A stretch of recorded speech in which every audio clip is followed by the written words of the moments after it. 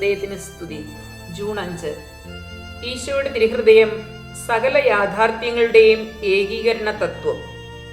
ഈശോയുടെ തിരുഹൃദയത്തിന്റെ മാനുഷികവും ദൈവികവുമായ സ്നേഹത്തെക്കുറിച്ച് പഠിപ്പിച്ചുകൊണ്ട് അവിടുന്ന് നമ്മെ സ്നേഹിച്ചു എന്ന ചാക്രിക ലേഖനത്തിലൂടെ ഫ്രാൻസിസ് പാപ്പ ഈ തത്വം വിശദീകരിക്കുന്നു. ക്രിസ്തു ലോകത്തിന്റെ ഹൃദയമാണ്.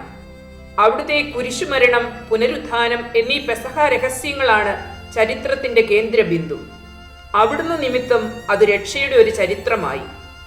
ഉയിർത്തെഴുന്നേറ്റ ക്രിസ്തു എല്ലാറ്റിനെയും ആലിംഗനം ചെയ്യുകയും പ്രകാശിപ്പിക്കുകയും ചെയ്യുന്നു. ആ അതിശയിപ്പിക്കുന്ന പൂർണ്ണതയിൽ എല്ലാ സൃഷ്ടികളും നമ്മോടുകൂടെ ദൈവം എന്ന പൊതുവായ ലക്ഷ്യത്തിലേക്ക് നീങ്ങുന്നു. ഇന്ന് ലോകത്തെ ബാധിച്ചിരിക്കുന്ന അസന്തുലിതാവസ്ഥ യഥാർത്ഥത്തിൽ മനുഷ്യഹൃദയത്തിൽ വേരൂന്നിയ ആഴത്തിലുള്ള അസന്തുലിതാവസ്ഥയുടെ അടയാളമാണ്. നമ്മുടെ ലോകത്തെ ബാധിക്കുന്ന ദുരന്തങ്ങളെക്കുറിച്ച് ചിന്തിക്കുമ്പോൾ ഹൃദയത്തിലേക്ക് മടങ്ങുവാൻ രണ്ടാം വത്തിക്കാൻ കൗൺസിൽ നമ്മെ ഉദ്ബോധിപ്പിക്കുന്നു. നമുക്കെല്ലാവർക്കും ഹൃദയത്തിന്റെ മാറ്റം ആവശ്യമാണ്. ഹൃദയത്തെ ഗൗരവമായി എടുക്കുന്നത് സാമൂഹിക മാറ്റങ്ങൾ ഉളവാക്കും. നമ്മുടെ ഹൃദയങ്ങൾ സ്വയം പര്യാപ്തമല്ല. അവ ബലഹീനവും മുറിവേറ്റതുമാണ്. ആരോഗ്യകരവും സന്തോഷകരവുമായ വഴികളിൽ പരസ്പരം ബന്ധപ്പെടാനും ഈ ലോകത്തിൽ ദൈവസ്നേഹത്തിന്റെയും നീതിയുടെയും രാജ്യം കെട്ടിപ്പടുക്കാനും ഈശോയുടെ തിരുഹൃദയത്തിൽ നിന്ന് നാം പഠിക്കണം. ഈശോയുടെ ഹൃദയവുമായി ഐക്യപ്പെട്ടിരിക്കുന്ന നമ്മുടെ ഹൃദയങ്ങൾക്ക് സാമൂഹിക അത്ഭുതങ്ങൾ പ്രവർത്തിക്കാൻ കഴിയും. അനുരഞ്ജനവും സമാധാനവും ഹൃദയത്തിൽ നിന്ന് ജനിക്കുന്നു.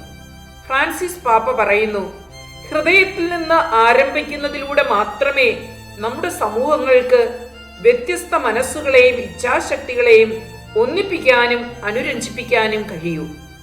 ദൈവികവും മാനുഷികവുമായ സ്നേഹത്തിന്റെ ജ്വലിക്കുന്ന ചൂളയും മനുഷ്യരാശിക്ക് ആഗ്രഹിക്കാൻ കഴിയുന്ന ഏറ്റവും ഉദാത്തമായ പൂർത്തീകരണവുമായ ക്രിസ്തുവിന്റെ ഹൃദയത്തിലേക്ക് നാം തിരിയണം.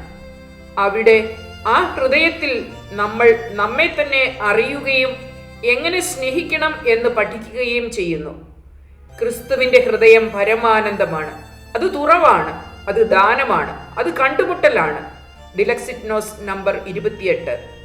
നമ്മെ സഹോദരീ സഹോദരന്മാരായി ഐക്യത്തിൽ നയിക്കാൻ ക്രിസ്തുവിന്റെ ഹൃദയത്തിന് കഴിയും.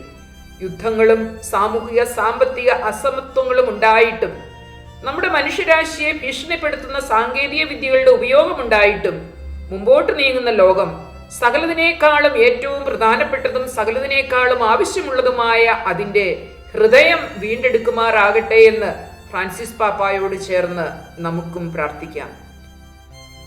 സകല ഹൃദയങ്ങളുടെയും അധിപനും കേന്ദ്രവുമായ ഈശോയുടെ തിരുഹൃദയമേ, ഞങ്ങളിൽ ഒരാളായി വസിക്കാൻ അങ്ങ് തിരഞ്ഞെടുത്തതും ദുരിതം അനുഭവിക്കുന്നതുമായ ഈ ലോകത്തിന്റെ മേൽ അവിടുന്ന് കരുണ കാണിക്കണമേ. യുദ്ധങ്ങളും സാമൂഹിക ദുരന്തങ്ങളും ഞങ്ങളിൽ നിന്ന് അകറ്റണമേ. മനുഷ്യ ഹൃദയങ്ങളിൽ സ്നേഹവും സാഹോദര്യവും വളർത്തണമേ. ആമേൻ.